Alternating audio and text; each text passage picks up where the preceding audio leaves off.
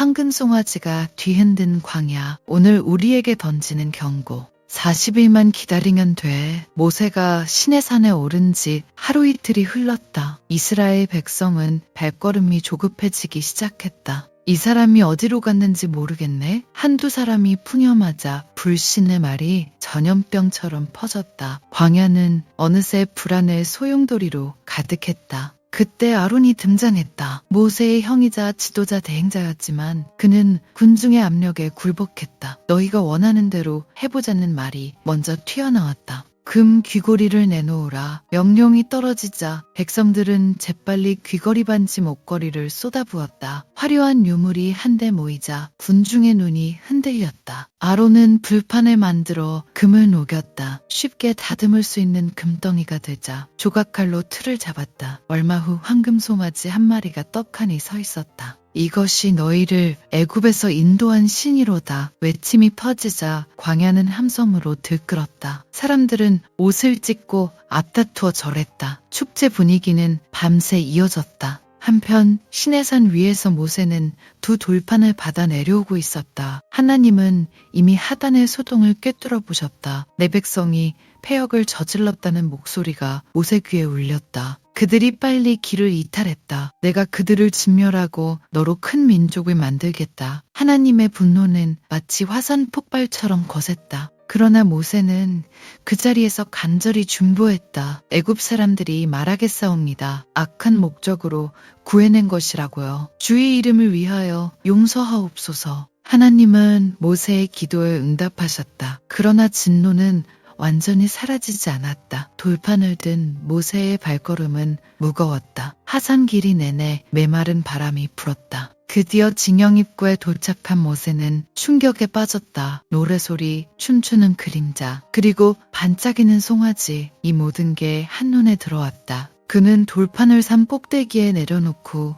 진영으로 뛰어들어가 화가 치밀어 올라 금방 받았던 하나님의 돌판을 바위 아래로 내동댕이 쳤다. 쾅! 소리와 함께 돌판이 산산조각 났다. 십계명이 적힌 그 돌이 깨지는 순간 백성과 언약의 관계도 금이 가기 시작했다. 모세는 황금 송아지를 불꽃 속에 던져 녹였다. 그리고 가루를 내어 물에 타서 백성에게 마시게 했다. 그들이 원했던 신은 그들의 목구멍을 통해 사라졌다. 그 다음엔 엄중한 심판이 이뤄졌다. 레위 자손들이여 검을 차고 오라. 모세의 외침이 울려 퍼졌다. 레위 지파는 즉시 편을 들어 하나님 편에 섰다. 그날 약 3,000명이 쓰러졌다. 형제, 이웃, 친구까지 칼날 앞에 섰다. 피는 진영 곳곳에 뿌려졌고 광야는 비명으로 가득했다. 그러나 모세의 표정은 여전히 무거웠다. 너희가 큰 죄를 지었다. 내가 내일 하나님께 다시 기도하리라. 그날 밤 모세는 피 묻은 옷을 벗고 엎드렸다. 이 백성이 죄를 지었으나 용서를 구하옵소서. 그렇지 않으시면 나의 이름도 삭제하옵소서. 모세는 극단적인 자기 희생까지 마다하지 않았다. 하나님은 다시금 응답하셨지만 결과는 냉혹했다. 죄 있는 자를 내가 반드시 심판하리라. 광야는 이제 죗값을 치르는 긴 여정으로 접어들었다. 이 사건은 단순한 우상 숭배가 아니었다. 보이는 것이 보이지 않는 하나님을 대신하려는 시도였다. 인간은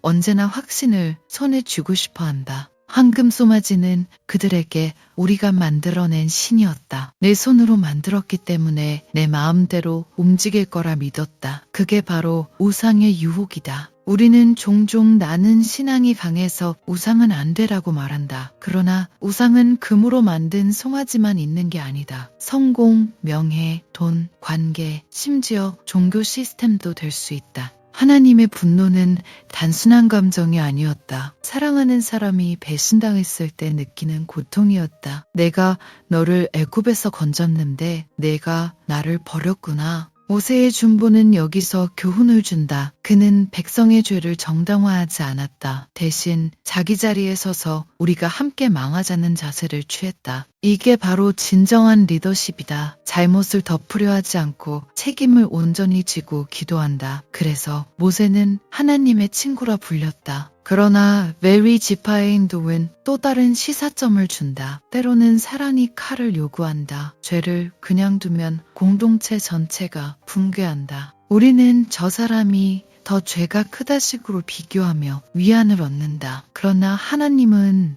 모두에게 너희가라고 말씀하신다. 공동체의 죄는 공동체의 책임이다. 이 사건 이후 이스라엘은 회개의 길을 걸었다. 그들은 다시금 하나님만 바라보기로 했다. 그러나 광야는 이제 더 거칠어졌다. 하나님은 내가 너희 중에 함께 가지 않겠다고 선언하셨다. 천사를 보내겠다 하셨지만 당신의 임재는 철회하셨다. 이것은 엄청난 손실이었다. 모세는 다시 산으로 올라갔다. 당신이 함께 가지 않으면 우리는 가지 않겠습니다. 그는 하나님의 임재 없이 한 걸음도 떼지 않겠다고 다짐했다. 결국 하나님은 그의 간절함에 녹으셨다. 내가 너와 함께 가겠다. 이 약속이 있었기에 이스라엘은 가나안을 향해 다시 발걸음을 뗄 수 있었다. 당신의 황금 송아지는 무엇인가? 지금 우리에게 다가온 질문. 우리는 3000년이 지난 지금도 똑같은 유혹에 빠진다. 하나님은 너무 느리셔. 우리는 즉각적인 답, 눈에 보이는 결과를 원한다. 그래서 우리는 계획비를 만든다. 주식 투자로 안심하려 하고 인맥으로 해결하려 한다. 누군가는 SNS 좋아요 수로 자존감을 세운다. 하나님은 그날 그들이 다 먹고 마신 뒤에 일어났다고 기록하셨다. 죄는 당장 즐겁다. 그러나 다음날 깨어나면 비어있는 현실이 기다린다. 우리가 황금 송아지를 만들 때마다 결과는 같다. 결국 우리는 그것을 먹어야 한다. 우리가 만든 우상은 우리를 산버린다. 그렇다면 어떻게 해야 할까? 모세는 기도했다. 당신의 길을 보여주소서. 그는 하나님의 길을 알기를 원했다. 이게 해법이다. 우리도 매일 자문해야 한다. 내가 지금 바라는 게 정말 하나님인가? 만약 그 대답이 머뭇거려진다면 황금 송아지가 반쯤 완성된 것이다. 또한 우리는 레위의 선택을 되새겨야 한다. 편을 가르는 게 아니라 하나님 편에 서는 것이다. 그건 때로는 관계가 깨지는 고통을 수반한다. 그러나 그 고통 없이는 진정한 공동체도 없다. 죄를 그냥 두면 모두가 죽는다. 사랑은 진실을 말하고 회개를 촉구한다. 하나님은 끝내 내가 너희를 위한 자리를 정하리라고 약속하셨다. 회개하면 다시 쓰일 빈터가 있다. 그게 바로 복음이다. 이 이야기는 실패한 신앙이 아니라 회복되는 신앙이다. 하나님은 부서진 돌판을 다시 새기셨다. 우리의 깨진 삶도 다시 새기신다. 그러니 오늘 우리에게 묻는다. 내가 만든 황금 송아지는 무엇이냐? 그리고 너는 그것을 무너뜨릴 용기가 있느냐?